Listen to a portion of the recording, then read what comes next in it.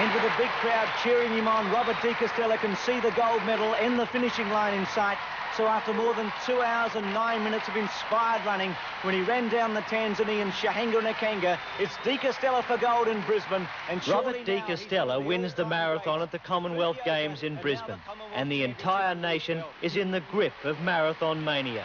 Deeks is a national hero.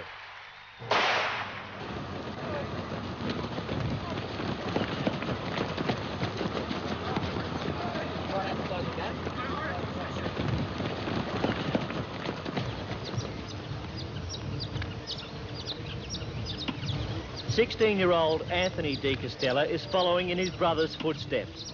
Rather large shoes to fill, but the likeness is uncanny. He has the same build and, more importantly, the same running style. And it was this same race 10 years ago where Robert de Castella realised he was a runner with a future. He wasn't any great shakes, and we finished somewhere about in the middle of the field to start with, and anyway, he persevered, and everybody knows the story, I suppose. One morning he lost his shoe, went back and got it, and decided he was going to pick up his position he was in before he lost it, and then he found that he could keep going, and he said to me afterwards, he said, this was, I think, when I really realised that if I pushed myself hard, I could keep going. The board hanging on the fence at Melbourne's Botanic Gardens tells the story. The next year, Deek came back and won. Young Anthony will probably do the same. Today, he has to be content with 4th place.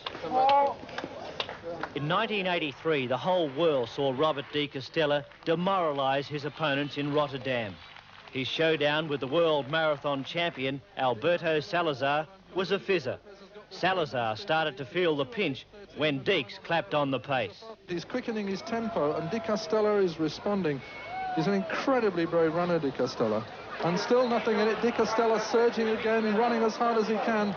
The police bikes trying to keep a corridor clear, and in fact the policing at the finish is very good. And now de Castella really sprinting away, as he did in Brisbane, but Lopez trying to come back to him, and he's wringing every ounce of strength out of his body, the Australian. And if he wins this, it makes him one of the greatest runners who's ever lived. He certainly didn't get this the easy way, and he's broken Lopez. He's got away from him, and de Castella is going to come in to take this victory in Rotterdam. A very sweet victory indeed, because it means that the Australian is undoubtedly the world's #1 marathon runner. And possibly... 見えました。ロバートでカステラが見えました。 3 months later, de Castella repeated the performance in the World Championships in Helsinki. I think he's got a couple of very important pluses going for him. I think his inherent strengths, he's very strongly built. He has a great ability to relax and keep relaxed in his races. Well, in a way, it's a bit hard to believe.